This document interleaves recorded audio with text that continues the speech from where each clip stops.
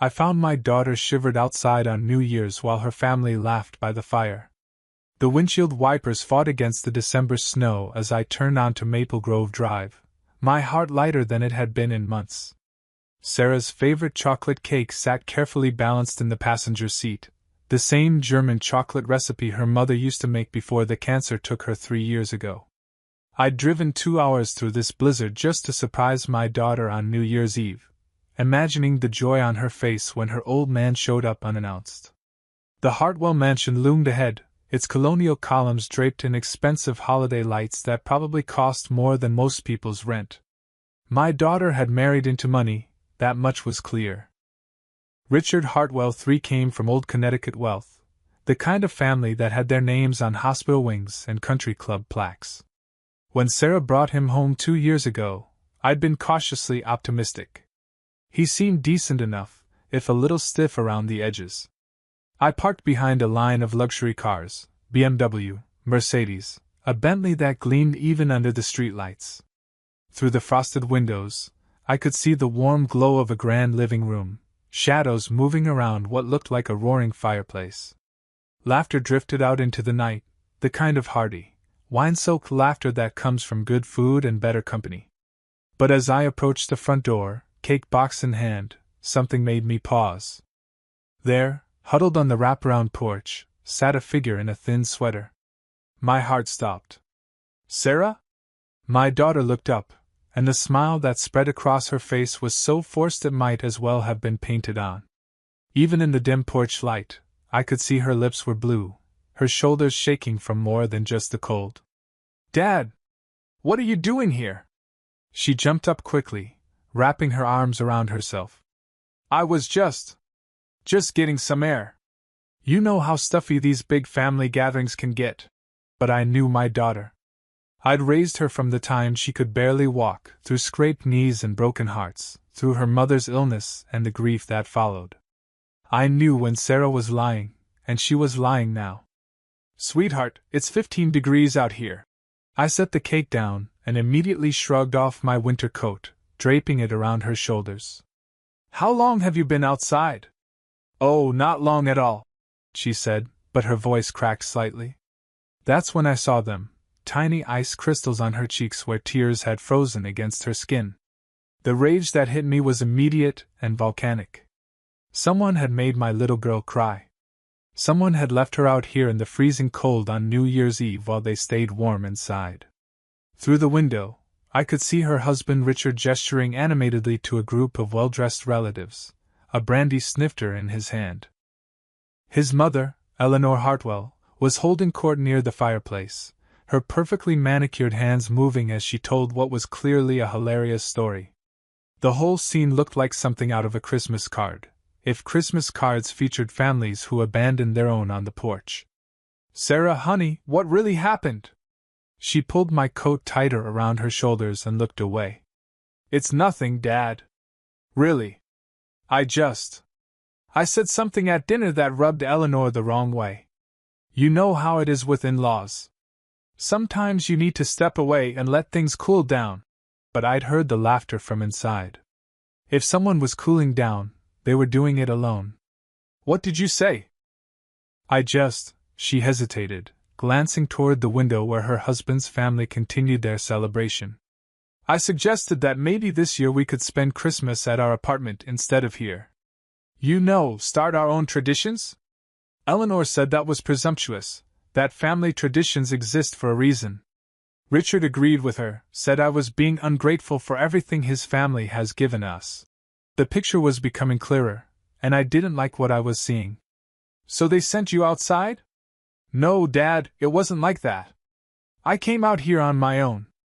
I just needed some air, needed to think. But her voice was getting smaller with each word, the way it used to when she was 7 years old and trying to convince me she hadn't broken Mom's favorite vase. Inside, someone had turned up the music. I could hear the countdown preparations beginning, someone testing a microphone, others calling for champagne. It was 11:47 p.m. In 13 minutes, it would be a new year, and my daughter was spending the final moments of this one shivering alone in the cold. I pulled her into a hug, feeling how thin she'd gotten since the wedding. You're coming inside with me right now. Dad, please don't make a scene. It'll just make things worse. Make things worse? What could be worse than this? Sarah Elizabeth, I said, using the voice that had gotten her through homework battles and teenage rebellion. No daughter of mine spends New Year's Eve frozen on a porch while her family celebrates inside. We're going in there, we're getting you warmed up, and if anyone has a problem with that, they can take it up with me. She looked up at me with those same green eyes that had melted my heart when she was born, and for just a moment, I saw my little girl again, not the subdued woman she'd become since marrying into the Hartwell clan. Okay, Dad? But promise me you'll be nice? I picked up the cake box and offered her my arm. I'm always nice, sweetheart. As we walked toward that front door, I made a silent promise. Whatever was happening in this house, whatever had put those frozen tears on my daughter's face, it was going to stop. I didn't know how yet, and I didn't know when, but it was going to stop. The laughter grew louder as we approached the door, and I plastered on the same fake smile I'd seen on Sarah's face moments before. Time to meet the family. The moment we stepped through the mahogany front door, the warmth hit us like a wall, not just from the blazing fireplace, but from the sudden surge of attention directed our way. It was as if someone had flipped a switch, transforming the Hartwell family from their private selves into gracious hosts. Sarah! There you are, darling! Eleanor Hartwell glided toward us, her silk dress rustling with each calculated step. She was a woman who'd clearly spent a fortune maintaining her appearance, perfectly coiffed silver hair, skin that defied her 60-something years, and jewelry that probably cost more than most people's cars. And you must be the famous father we've heard so much about. She extended a perfectly manicured hand toward me, her smile so bright it could have powered the chandelier above us. I'm Eleanor Hartwell, Richard's mother. We're absolutely delighted to finally meet you, Mr. Frank Morrison, I said, accepting her handshake and noting how she held on just a beat too long, as if she were appraising me. And thank you for having me. I hope I'm not intruding. Nonsense! Family is always welcome, she declared, though her eyes flickered briefly to Sarah's still shivering form. Sarah, dear, why don't you go freshen up? You look a bit windblown. It was a dismissal disguised as concern, and I watched my daughter's shoulders slump slightly as she nodded. Of course. Dad, let me take your coat. I'll get that. Richard appeared suddenly, his politician's smile firmly in place. My son-in-law was exactly what Central Casting would order for. Wealthy Connecticut air. Tall, square-jawed, with the kind of confidence that came from never having to worry about money. Frank. Great to see you again. Come, let me introduce you to everyone. As Sarah disappeared upstairs, Richard guided me toward the living room where a dozen or so family members and friends had gathered. The room screamed old money, Persian rugs, oil paintings of stern-faced ancestors, and enough crystal to stock a small store. Everyone, this is Sarah's father, Frank Morrison, Richard announced. Frank's a contractor up in Hartford. Works with his hands, builds things that last. Very admirable, blue-collar work. The way he said, blue-collar, made it sound like an exotic species he'd read about but never actually encountered.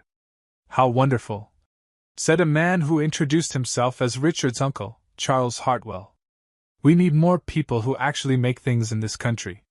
Richard here has been telling us about the family business, Hartwell Dynamics. Perhaps you've heard of us? I had heard of them, all right. More than they could possibly imagine. Can't say that I have. I lied smoothly. What kind of business? Oh, manufacturing, logistics, some government contracts. Eleanor waved her hand dismissively. Terribly boring stuff, really. Though we've been blessed with tremendous success. We've expanded into 3 new markets just this year alone. Charles nodded enthusiastically. The defense contract we landed in October was particularly lucrative. Our silent partner has been invaluable, wonderful man, though terribly mysterious. Never even met him face to face. All business through intermediaries. I sipped the brandy Richard had pressed into my hand and made appropriate noises of interest, all while a cold satisfaction settled in my chest. These people had no idea they were bragging to the very man who'd made their recent success possible. Sarah's so fortunate, Eleanor continued, settling into her throne-like chair near the fireplace. Richard could have married anyone. There were several lovely girls from excellent families practically throwing themselves at him. But he chose our dear Sarah. Sometimes love makes us generous in our choices. The backhanded compliment hung in the air like smoke. Around the room, I caught subtle nods and knowing glances. This was clearly a familiar theme. Where is Sarah, anyway? Charles asked, looking around. Shouldn't she be helping serve? The caterers left hours ago. I'll find her, Richard said, but made no move to actually do so. Oh, let her rest, Eleanor said with false magnanimity. The poor dear has been so busy lately. Although, Frank, you might mention to her that she should consider taking some cooking classes. Richard does love a home-cooked meal, and Sarah's attempts are.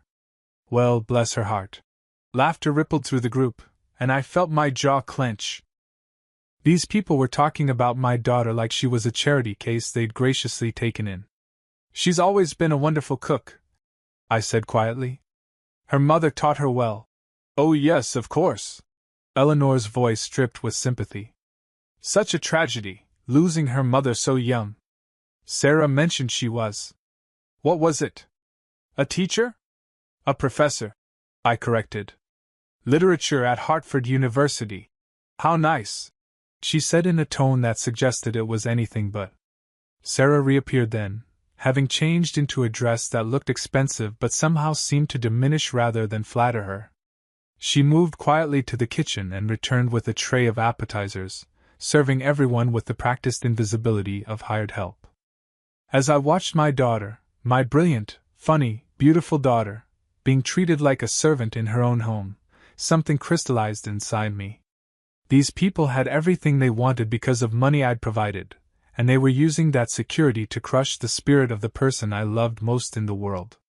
The countdown to midnight had begun on the television, but all I could think about was a different kind of countdown, one that would end with the Hartwells learning exactly who they'd been taking for granted. At 11:58 p.m., I set down my barely touched brandy and found Sarah in the kitchen, mechanically loading the dishwasher while her family's laughter echoed from the living room. She looked up when I entered, and I saw something in her eyes that broke my heart, a dullness that hadn't been there before her marriage. I should get going before the roads get worse, I said softly. Of course, Dad. Thank you for coming.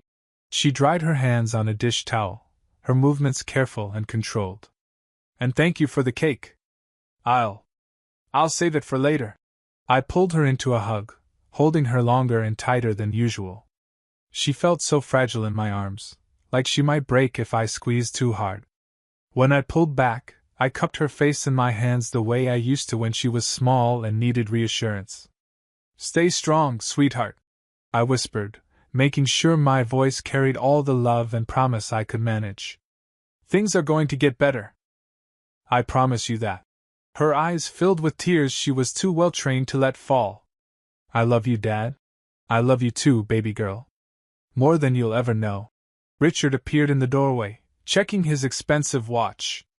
Leaving before midnight? That's too bad, Frank. We were just about to pop the champagne. Another time, I said, shaking his hand and noting how he barely looked at his wife. Thank you for the hospitality. Of course. Family is everything to the Hartwells. Drive safe now. Family is everything. The irony would have been laughable if it weren't so cruel. The snow had intensified during my visit, turning the world into a white blur beyond my headlights. I drove slowly, partly because of the conditions but mostly because I needed time to think. Every mile that passed brought more clarity to what I'd witnessed tonight. My daughter's hollow eyes. Eleanor's casual cruelty. The way they'd spoken about Sarah like she was an inconvenience they tolerated out of obligation. The sight of her serving them like hired help while they lounged by the fire she wasn't welcome to join.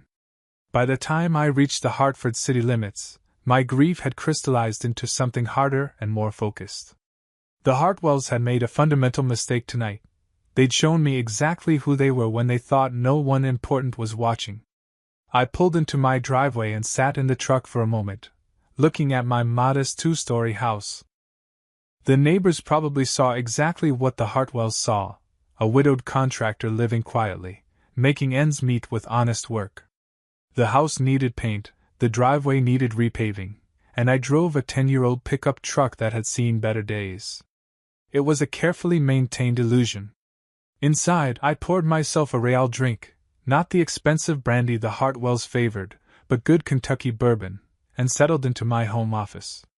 The room the Hartwells would never see, where the real Frank Morrison conducted his business. My computer came to life, revealing a financial portfolio that would have made Richard's Uncle Charles weep with envy. 25 years of careful investing, started with the life insurance money from my wife's death and built through shrewd real estate deals and strategic stock purchases. When other contractors were buying bigger trucks and flashier equipment, I'd been buying undervalued properties and dividend stocks. I'd learned early that people saw what they expected to see. A contractor who lived modestly was exactly that, a contractor. They never looked deeper, never wondered if maybe that contractor had been quietly building wealth while they were busy flashing theirs. The irony was delicious. 3 years ago, when Hartwell Dynamics was struggling to secure financing for their expansion, my investment firm, Morrison Capital Holdings, had stepped in as a silent partner. I'd provided the capital that saved their business, all while they had no idea their daughter-in-law's blue-collar father was the man keeping their lifestyle afloat. I opened the Hartwell Dynamics file and studied the numbers. I owned 38% of their company through various shell corporations and holding companies. Not quite a controlling interest, but close enough to cause serious damage if I chose to. And after tonight, I was definitely choosing to. But this wouldn't be about destroying them out of spite. That would be messy, emotional, and ultimately unsatisfying. No, this would be surgical. Precise. I would take apart their world piece by piece, the same way they'd been dismantling my daughter's spirit. They thought they were untouchable, protected by old money and older connections. What they didn't understand was that new money, smart money, could be far more dangerous than anything their ancestors had built. I pulled up my contact list and began making notes. Board members who owed me favors. Suppliers who valued my business more than theirs. Contractors who'd been waiting years for the kind of opportunities one could provide. The Hartwells had spent tonight showing me how little they valued Sarah. Tomorrow, I'd begin showing them exactly what that mistake was going to cost them. I raised my bourbon toward the window, toward the direction of that mansion where my daughter was probably lying awake next to a man who didn't deserve her. "Happy New Year, sweetheart," I whispered. "Daddy's going to make everything right." The planning began immediately. January passed in a blur of carefully orchestrated phone calls and strategic meetings. While the Hartwells celebrated their New Year's success, I worked methodically to dismantle the very foundation of their arrogance.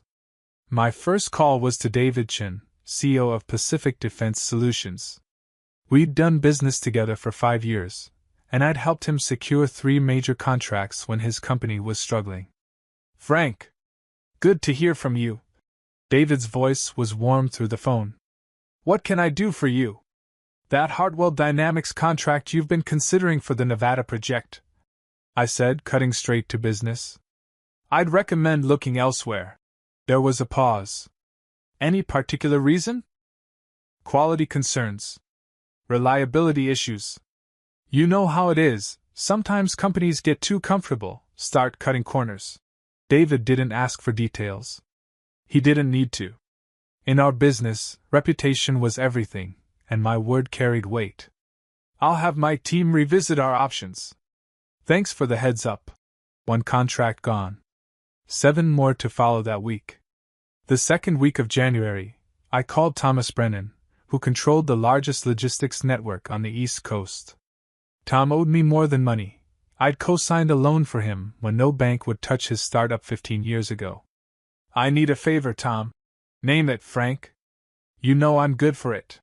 "Hartwell Dynamics. Any shipping contracts you have with them, I need them discontinued." "Consider it done." "Supply chain issues, right?" "These things happen." By the end of that conversation, Hartwell Dynamics had lost their primary shipping partner and would be scrambling to find alternatives at triple the cost. The third week brought a visit to my lawyer's office in downtown Hartford. Margaret Walsh had been handling my legal affairs since my wife's death, and she'd helped structure Morrison Capital Holdings to be virtually invisible to anyone not specifically looking for it. "I want to establish a trust," I told her, sliding a folder across her desk. "Beneficiary is my daughter, Sarah Morrison Hartwell. I want every asset I'm about to liquidate from certain investments to flow directly into this trust." Margaret reviewed the documents with the thoroughness that made her worth her considerable fees. "This is a substantial amount, Frank. You're talking about millions." "That's correct. And you want Sarah to have access to the principal immediately?" "I want her to have independence immediately. Full access, but structured so that even if she divorces, her husband can't touch a penny." Margaret smiled. "Now that's what I call protective planning. I'll have this drafted by Friday." While I worked behind the scenes, I made sure to check on Sarah regularly. Each visit to their apartment confirmed what I already knew: the Hartwells were still treating my daughter like an unwelcome guest in her own life. "Oh, hello, Frank," Richard said when he answered the door one evening in late January. He was dressed for what looked like a business dinner, while Sarah sat at their small kitchen table grading papers. She'd taken a part-time teaching position at a local community college, probably because the Hartwells made her feel like she needed to contribute financially. "Just dropping off Sarah's birthday gift," I said, holding up a small wrapped package. "Her birthday's not for 2 weeks," Richard said, checking his watch impatiently. "I know. I'll be out of town on business." Another lie, but a useful one. Sarah looked up from her papers, and I was relieved to see a genuine smile cross her face. "Dad! You didn't have to." "Of course I did. What kind of father would I be if I missed my little girl's birthday?" Richard was already putting on his coat. "Sarah, I'm meeting the investors at the club. Don't wait up." He left without kissing her goodbye, without asking about her day, without any acknowledgement that she existed beyond her utility as a housewife. After he was gone, Sarah and I sat together while she opened her gift, a simple silver locket that had belonged to her mother. "It's beautiful, Dad," she said, her fingers tracing the delicate engraving. "Your mother wanted you to have it when you got married, but I'd been saving it, waiting for the right moment. I think she would want you to have it now. How are things with Richard's family?" I asked carefully. Sarah's smile faltered slightly. "They're fine. Eleanor thinks I should quit teaching. She says it reflects poorly on Richard to have his wife working at a community college instead of volunteering for the right charities. And what do you think? I love teaching, Dad. These kids, they remind me why literature matters. But maybe Eleanor's right. Maybe I should be focusing more on being a proper wife." The resignation in her voice made my chest tight with anger, but I kept my expression neutral. "Your mother was a professor her entire career, even after she married me. She never stopped being who she was. That was different." "No, sweetheart. It wasn't different at all. I left that night more determined than ever. While I'd been systematically dismantling their business empire, the Hartwells had continued their assault on my daughter's spirit. The symmetry was perfect. As their world contracted, hers would expand. By February 1st, Hartwell Dynamics had lost 6 major contracts, their primary shipping partner, and their backup financing had mysteriously dried up. The board members I'd cultivated over the years were beginning to ask uncomfortable questions about management decisions and future viability. And through it all, the Hartwells remained blissfully unaware that their silent partner, their salvation, had become their destroyer. The stage was set for the reckoning. By March, the cracks in the Hartwell empire had become chasms. I watched from a distance as their carefully constructed world began to crumble, each domino falling exactly as I'd planned.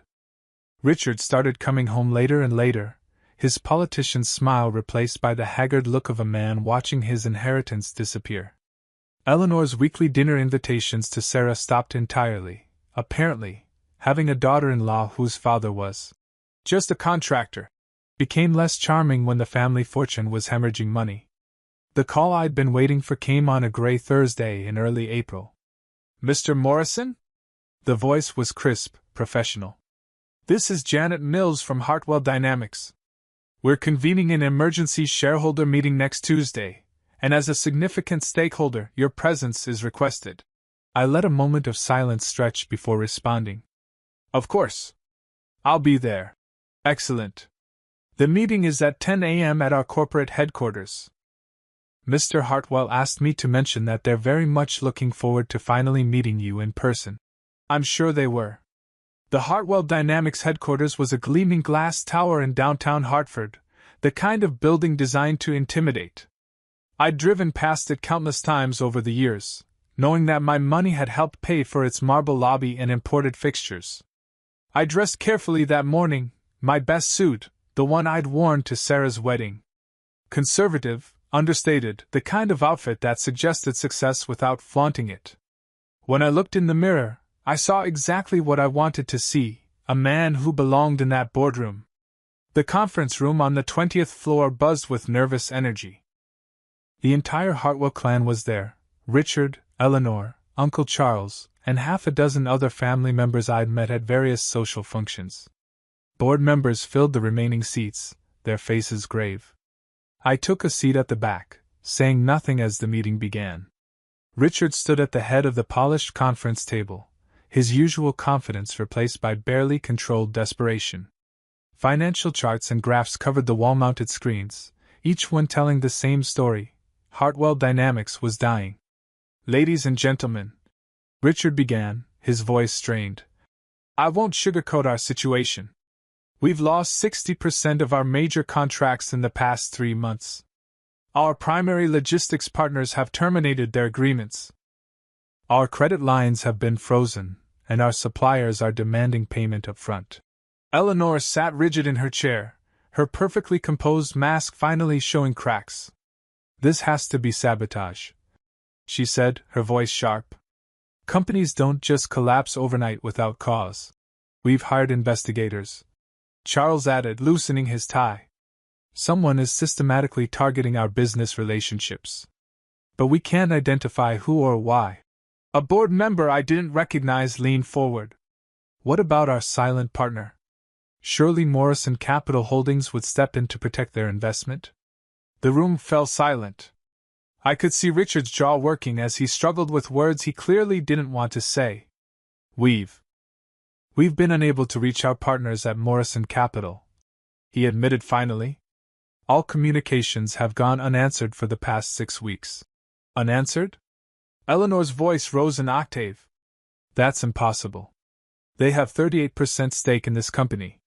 Which brings us to why we're here," Richard continued, his hands trembling slightly as he shuffled his papers. "We need to identify our silent partner. We need to bring them to the table and negotiate a rescue package, or—" He couldn't finish the sentence.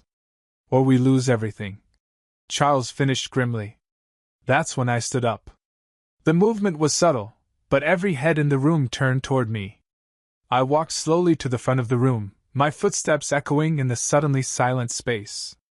"You don't need to identify your silent partner," I said quietly, stopping directly in front of Richard. "He's been here the whole time." The confusion on their faces was almost comical. Richard looked at me blankly, as if I'd spoken in a foreign language. "I'm sorry, Frank, but this is a closed meeting for shareholders and board members," Richard began.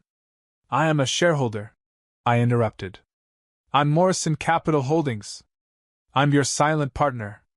And as of this morning, I've liquidated every single one of my holdings in Hartwell Dynamics." The silence that followed was deafening. I watched as understanding dawned on their faces, followed immediately by disbelief, then horror. Eleanor was the first to find her voice. That's impossible. You're a contractor. You live in that little house." "I live modestly by choice," I said calmly. "Just like I invested in your company by choice. And just like I chose to destroy it." "But why?" Richard's voice was barely a whisper. "We welcomed you into our family. You left my daughter shivering on your porch on New Year's Eve while you laughed by the fire. I said, my voice carrying clearly through the room. You treated her like a servant in her own home. You made her feel like she wasn't good enough for your precious family name. The memory of that night, Sarah's frozen tears, their casual cruelty, sharpened my focus. You built your empire on my money, and you used that security to crush the spirit of the person I love most in this world. I looked directly at Eleanor, then at Richard. You laughed by the fire while she froze. Now feel the chill yourselves. I turned and walked toward the door, leaving them in stunned silence. The assets I've removed from your company have been placed in trust for Sarah, I said without turning around. She'll never need your approval, your money, or your fake hospitality again. The door closed behind me with a soft click, sealing their fate. The Hartwell empire didn't just crumble, it collapsed with the spectacular finality of a controlled demolition. Within 6 months of that boardroom meeting, everything they'd taken for granted was gone. The mansion on Maple Grove Drive went first, sold to cover debts that multiplied faster than they could count them. I drove past it one evening in late summer and saw a foreclosure sign planted in the same manicured lawn where I'd found Sarah shivering 8 months earlier. The irony wasn't lost on me. Richard's Bentley disappeared next, followed by Eleanor's Mercedes. Uncle Charles lost his country club membership when he couldn't pay the dues. The family name that had opened doors for 3 generations suddenly became a liability, whispered about in boardrooms and social circles as a cautionary tale about overextension and poor judgment. Richard and Sarah's marriage didn't survive the financial collapse. Not because of the money, Sarah had never cared about that, but because the stress revealed who Richard really was when the props of privilege were stripped away. He became bitter, angry, looking for someone to blame for his family's fall from grace. That someone, predictably, was Sarah. If I hadn't married you, none of this would have happened. He'd screamed at her one night in July, his voice carrying through the thin walls of the modest apartment they'd been forced to move into. Your father destroyed everything out of spite. Sarah had called me that night, her voice small and shaky. Dad, I think I need to come home. You already are home, sweetheart, I told her. Check your email. The house I'd bought for her was nothing like the Hartwell mansion, no marble columns or grand staircases. But it was hers, completely and legally, purchased with funds from the trust I'd established. A charming Victorian on a quiet street in West Hartford, with a wraparound porch, a garden she could tend, and most importantly, a fireplace that would never exclude her. By September, Sarah had filed for divorce. By October, she'd moved into her new house. By November, I watched her plant tulip bulbs in her front yard, her face bright with something I hadn't seen in 2 years: hope. Richard had tried to contest the divorce settlement, of course. His lawyers demanded half of marital assets, not understanding that Sarah's trust fund had been established before their marriage and was completely protected from his claims. Eleanor hired private investigators to try to prove fraud or manipulation, but Margaret Walsh had structured everything perfectly. Every transaction was legal, every document properly filed. The Hartwells had no recourse except to accept what they never had to face before: consequences. On New Year's Eve, exactly 1 year after that horrible night on their porch, I found myself in Sarah's living room, helping her arrange logs in her fireplace. She'd invited a few friends from the community college where she now taught full-time, real friends who valued her for her mind and her heart, not her utility or her connections. I think that should do it, she said, stepping back to admire our handiwork. She was wearing jeans and a soft sweater, her hair pulled back in a simple ponytail. She looked younger than she had in years, like the daughter I remembered from before the Hartwells had tried to reshape her into their image of acceptability. The fire caught quickly, flames dancing cheerfully in the hearth. Sarah settled onto the couch beside me, tucking her feet under her like she used to do as a child during our movie nights. Dad, she said quietly, watching the flames, I know what you did. I kept my expression neutral. I don't know what you mean. Morrison Capital Holdings. The trust fund.